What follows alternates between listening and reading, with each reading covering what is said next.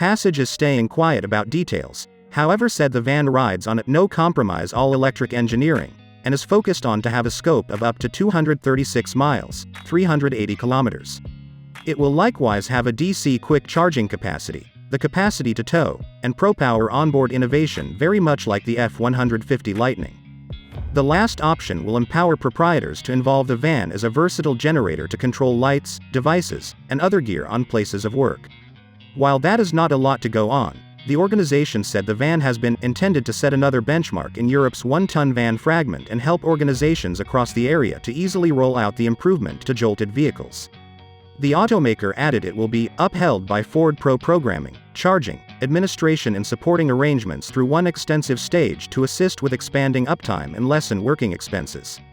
The intense plan immediately stands apart as the van has an expressive face with a studded grille, which is flanked by LED headlights that are associated by an enlightened bar. They're joined by an etched guard and a front-mounted charging port.